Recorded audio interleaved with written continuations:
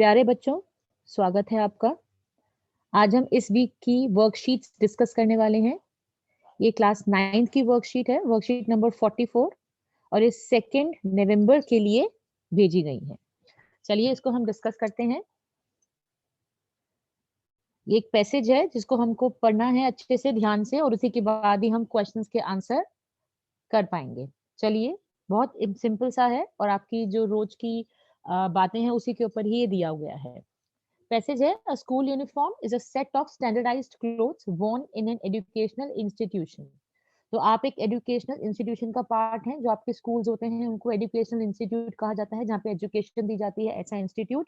और वहाँ पे जो है स्कूल यूनिफॉर्म जो होती है, एक स्टैंडर्ड स्कूल यूनिफॉर्म, एक तरह की स्कूल यूनिफॉर्म जो होती है फिक्स होती है। आप भी जब स्कूल जाते थे या अभी भी जा रहे हैं तो आप भी स्कूल यूनिफॉर्म ही पहनते हैं। However, not everyone finds them convenient और डिजायरेबल। अब किसी किसी को तो बहुत कन्वीनियंट लगता है, चलो भाई स्कूल एक का एक यूनिफॉर्म निकालना है, रोज उसको पहनना है और जाना है। किसी किसी को बिल्कुल भी कन्वीनियंट या डिजायरेबल नहीं लगता, वो उसको डिजायर नहीं करता, उसको नहीं मन लगता कि वो उसको पहने।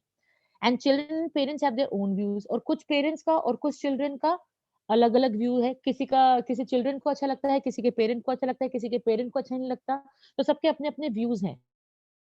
तो हम डिस्कस करते हैं क्या क्या व्यूज हैं। Problems of inclusion and gender. अब इंक्लूजन का मतलब क्या होता है बेटा? इंक्लूजन मतलब होता है कि हमारा जो कॉन्स्टिट्यूशन है वो सबको इक्वल राइट्स देता है। तो इसलिए कोई भी रेस, कोई भी जेंडर, कोई भी डिसेबिलिटी, कोई भी मेडिकल कंडीशन वाला, किसी की भी बेसिस पे कोई डिस्क्रिमिनेशन नहीं है। तो हर बच्चे को पढ़ने का अधिकार है, चाहे वो किसी भी रेस या किसी भी जेंडर से बिलोंग करता है। ठीक है। तो problems of inclusion and gender have brought public attention back to the issue of school uniform. और इसके बाद बहुत ज्यादा अटेंशन हो गया है कि स्कूल यूनिफॉर्म कैसा होना चाहिए और इसका क्या यूज है और क्या यूज नहीं है। वट एवर जो दो लोगों के बिलीफ है, सबके बारे में हम डिस्कस करने वाले हैं। Let us look at some of the views shared about it. अब यूनिफॉर्म के बारे में कुछ व्यूज शेयर किए गए हैं हमसे दो स्टैंजाज में, तो हम उसको डिस्कस करते हैं कि वो क्या क्या व्यूज हैं। चलिए पहले वाला देखते हैं। The rationale for uniform is to create a level playing field. इसका मतलब है कि ये जो होता है ना स्कूल का, ये जो यूनिफॉर्म होता है, रचनाल का मतलब होता है कोई भी एक रूल जो किसी डिस्कशन के बाद रखा गया। जैसे जैसे यूनिफॉर्म है, यूनिफॉर्म को क्यों बनाया गया, तो उसके ऊपर एक डिस्कशन हुआ होगा कभी ना कभी कि हाँ स्कूल जाने वाले बच्चों के लिए यूनिफॉर्म होना चाहिए। तो ये क्यों किया गया था? इससे अ लेवल प्लेइंग फील्ड, मतलब सबका एक ही लेवल हो, सबको एक ही लेवल पे मापा जाए, कोई डिफरेंस ना समझा जाए, कोई इनइक्वालिटी ना समझी जाए, भेदभाव ना समझा जाए। ठीक है, आगे चलते हैं। Uniforms can be regarded as promoting social equality among students and suppressing और at least reducing bullying related to close among students. अब इसे क्यों बनाया गया था? इससे लगता है कि हमारे बीच में इक्वालिटी आएगी। इक्वालिटी मतलब हम सब एक दूसरे को बराबर समझेंगे, सोसाइटी में कोई भी बड़ा या कोई भी छोटा नहीं है, सब बराबर हैं। इसको प्रमोट करने के लिए, इसको बढ़ावा देने के लिए आई थी। और आपने देखा होगा कि अगर किसी के कोई गंदे कपड़े होते हैं या कुछ फटा हुआ कपड़ा होता है तो लोग उसको बुली करते हैं कि देखो किस तरह के ये कपड़े पहनता है। आपकी तो मतलब ये बहुत नॉर्मल सी स्टोरीज हैं जहाँ आपने देखा होगा कि बच्चे जो हैं दूसरे बच्चे को बुली करते हैं उसको कपड़ों को लेकर, या आसपास में आपने देखा होगा। तो ऐसी चीजों को खत्म करने के लिए स्कूल यूनिफॉर्म को प्रमोट किया गया था। Uniforms are also regarded as promoting so school pride. अब स्कूल का भी प्राइड है, स्कूल की एक अपनी निशान है, अपना सिंबल है, हर स्कूल की अलग अलग यूनिफॉर्म है। इसलिए तो एक स्कूल के प्राइड को दर्शाने के लिए, स्कूल को दर्शाने के लिए इसको प्रमोट किया गया था। और क्या रीजन थे? They lower the cost for parents paying for clothing. कि अब अगर हमें रोज आपको स्कूल में आपको कैजुअल क्लोथ्स पहनने हैं तो क्या होगा कि हर रोज के लिए आप नई ड्रेस सोचेंगे, आपको बहुत सारे कपड़े भी बनवाने पड़ेंगे, सिलवाने पड़ेंगे, तो वो एक प्रॉब्लम हो जाती थी। तो खर्चा बहुत बढ़ जाता था, इसको भी रिड्यूस करने के लिए किया गया। And according to many schools they provide a more orderly environment which allow students to focus better on their work and achieve higher academic standards। और कुछ स्कूलों का तो ये भी मानना है कि अगर यूनिफॉर्म होती है तो एक क्लास का एनवायरनमेंट बना रहता है, स्कूल का एक एनवायरनमेंट बना रहता है जहाँ पे सब बच्चे ध्यान से फोकस कर पाते हैं। नहीं तो अलग अलग यूनिफॉर्म पहनेंगे, अलग अलग कपड़े पहनेंगे तो सबका ये ध्यान जाएगा कि इसने कैसे कपड़े पहने हैं, इसने सुंदर कपड़े पहने हैं, इसमें ज्यादा अच्छा कलर नहीं है, तो ये ध्यान नहीं जाता और हम पढ़ाई पे पूरा फोकस कर पाते हैं। और अकेडमिक स्टैंड मतलब हमारा परफॉर्मेंस भी अच्छा होता है एकेडमिकली, मतलब हम पढ़ाई में भी अच्छा करते हैं। ठीक है। नेक्स्ट है, uniforms are also thought to contribute positively to the development of the sense of discipline. और दूसरी तरह से अब ये कह रहा है कि जो यूनिफॉर्म होती है हमको डिसिप्लिन में रहना भी सिखाती है और ये एक पॉजिटिव एनवायरनमेंट क्रिएट करती है क्योंकि सब डिसिप्लिन में रहते हैं। कोई ज्यादा शोबाजी नहीं कर सकता। ठीक है, ये तो हो गया हमारा जो उन्होंने यूनिफॉर्म के फेवर में जो लोग बोलते हैं उसकी बात करी है। अब हम आगे चलते हैं।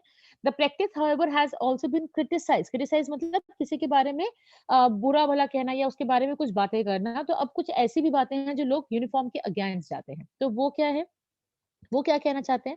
For promoting a form of uniformity characteristic of militarism. अब जैसे मिलिट्री में होता है ना कि एक यूनिफॉर्मिटी होती है, तो उसको प्रमोट करती है कि सबको एक जैसा ही बिहेव करना है। अगर आप सबने एक तरह की यूनिफॉर्म पहने तो आपका एक ही थॉट होगा, उसी थॉट के साथ चलना है।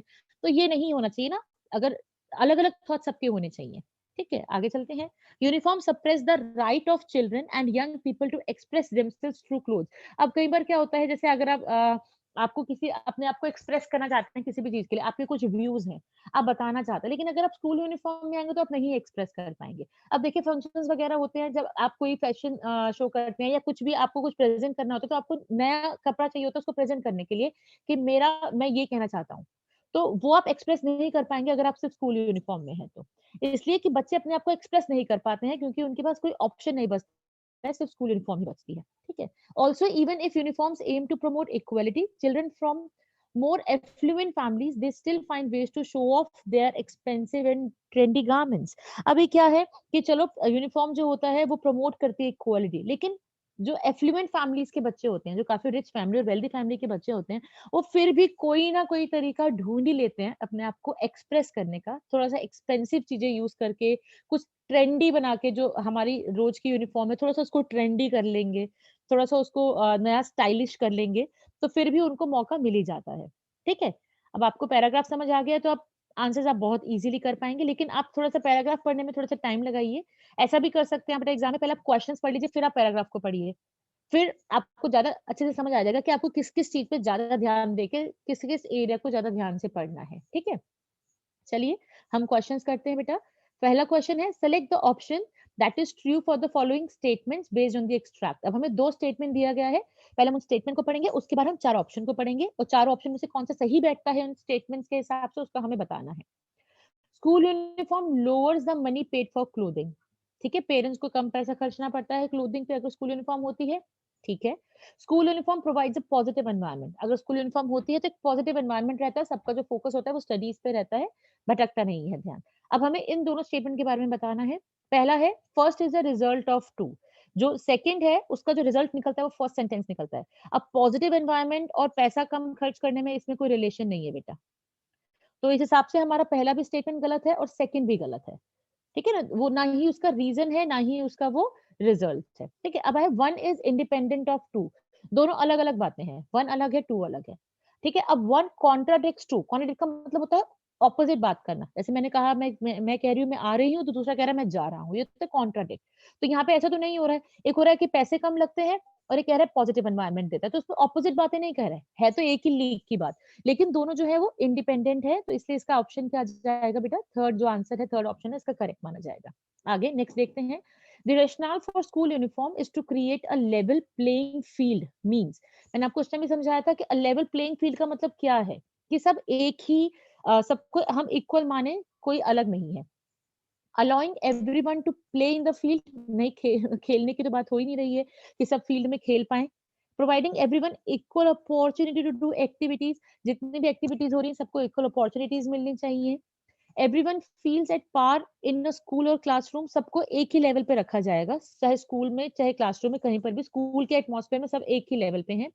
Student can participate in discussion, students discussion में पार्टिसिपेट कर सकते हैं। इसका भी ऑप्शन बेटा थ्री होगा। थ्री ऑप्शन इसलिए होगा क्योंकि सभी को एक ही सीमा पे रखा जाता है, यूनिफॉर्म का यही मकसद है। अब है, इसमें हमें सेंटेंस को कंप्लीट करना है। The writer is not trying to generate a और an through the extract. Writer क्या करने की कोशिश नहीं कर रहा है? वो डिस्कशन करने की कोशिश नहीं कर रहा है। ठीक है? वो आर्ग्यूमेंट करने की कोशिश नहीं कर रहा है, मतलब बहसबाजी नहीं कर रहा है, किसी के दिमाग में ओपिनियन नहीं रख रहा है कि आप आज से बोल दें कि नहीं हमें तो यूनिफॉर्म नहीं पहननी है, हमारा तो ओपिनियन यही है। वो किसी, क्योंकि वो दोनों ही लेवल की बात कर रहा है या कि वो ऐसे लिख रहा है। तो बेटा इन चारों ऑप्शन में हमारा आंसर आएगा थर्ड, कि वो कोई ओपिनियन नहीं बता रहा है, वो बस मतलब कोई ओपिनियन जनरेट नहीं कर रहा है। ठीक है? आगे चलते हैं फिर डी पार्ट पे। Select the option which makes the correct use of inclusion as used in the extract. जैसे ऊपर भी इंक्लूजन वर्ड यूज हुआ था ना, इंक्लूजन एंड जेंडर, मैंने आपको बताया था कि सबको बराबर का अधिकार है, कोई कास्ट रिलीजन के ऊपर हम कोई भी भेदभाव नहीं कर सकते। तो इस इंक्लूजन का यही मतलब है। अब हमें ऐसा सेंटेंस देखना है जिसमें इंक्लूजन को ऐसे ही यूज किया गया है। वैसे इंक्लूजन का अगर हम वर्ड वर्ड का मतलब देखें, लिटरल वर्ड का मतलब देखें तो होता है इंक्लूड। इंक्लूड मतलब किसी को भी इंक्लूड करना अपने साथ। लेकिन यहाँ पे इंक्लूजन का मतलब किसी और सेंस में यूज हुआ है कि सभी को बराबर का अधिकार मिलना। सबको एक ह्यूमन राइट है, यूनिवर्सली सबको ये राइट है। किसका? शिक्षा का अधिकार है। His inclusion in the chess team was opposed by all. क्योंकि जिसने जो हमने उसको टीम में लिया, उसको सबने अपोज किया कि भाई उसको टीम में नहीं लेना चाहिए था, उसको अंदर लेना टीम में। तो हमारा अंदर लेने वाली बात नहीं है। Details for inclusion in the list must be forwarded at the earliest. वो लिस्ट भेज दो कि क्या-क्या हमें इंक्लूड करना है। ठीक है, आगे चलो। The article was considered for inclusion in the school magazine. ये आर्टिकल हमें पसंद आया कि इसको हम स्कूल मैगज़ीन में छपवा सकते हैं, तो वो आर्टिकल भेज दो। वो भी इन तीनों में इंक्लूड का मतलब वही है कि हमने क्या-क्या इंक्लूड किया है। The ideology of inclusion is ingrained in the democracy. हमारी डेमोक्रेसी जो डेमोक्रेटिक गवर्नमेंट है, उसमें ये लिखा हुआ है साफ शब्दों में कि एवरीबॉडी इज इंक्लूडेड, मतलब सभी को यूनिवर्सली सभी को अधिकार है शिक्षा का भी और किसी चीजों का भी। तो इसका ऑप्शन हमारा फोर्थ बन जाएगा बेटा। ठीक है, चलिए ई पार्ट है, लास्ट क्वेश्चन देखते हैं। Select the option which best describe the असेंस of the extract. मतलब असेंस मतलब मेन चीज वो क्या कहना चाहता है एक्सट्रैक्ट के थ्रू, इस पैसेज के through. The advantage of school uniform for students, कि जो यूनिफॉर्म है वो बच्चों के लिए बहुत अच्छी रहती है, एडवांटेजेस रहती है। Second, to clear the confusion among people about uniform, कि जो लोगों के मन में एक कंफ्यूजन है यूनिफॉर्म के बारे में, उसको वो दूर कर रहा है। Third, different perspectives about the school uniform for students, कि जो स्कूल यूनिफॉर्म होती है बच्चों के लिए, तो उसमें जो लोगों के अलग अलग व्यूज हैं उसके बारे में वो हमें पैसेज में बता रहा है। और फोर्थ है futility of school uniform for students. Futile हम बोलते हैं कोई चीज यूजलेस है, उसका कोई फायदा नहीं है, तो वो ये बता रहा है कि स्कूल यूनिफॉर्म को कोई फायदा नहीं है। जब आपने बेटा पैसेज को देखा था उसमें साफ साफ सेकंड जो फर्स्ट पैराग्राफ था, जो सेकंड पैराग्राफ था, वो बता रहा था कि यूनिफॉर्म कैसे इंपॉर्टेंट है। थर्ड में बता रहा था कि यूनिफॉर्म को क्रिटिसिज्म कैसे मिलता है। तो इसका मतलब वो लोगों के डिफरेंट पर्सपेक्टिव्स की बात कर रहा है कि लोगों का अलग अलग नजरिया है स्कूल यूनिफॉर्म को लेकर। तो उसका ऑप्शन थर्ड सही हो जाएगा। होपफुली आपको बेटा ये समझ आ गया जो मैंने आपको समझाया है। लेकिन अगर आप फिर भी कोई क्वेरी होती है तो आप ज़रूर कमेंट बॉक्स में लिख के इसे पूछ सकते हैं। और बेटा शेयर करते रहिए चैनल को और सब्सक्राइब कराइए ज़्यादा से ज़्यादा। Thank you.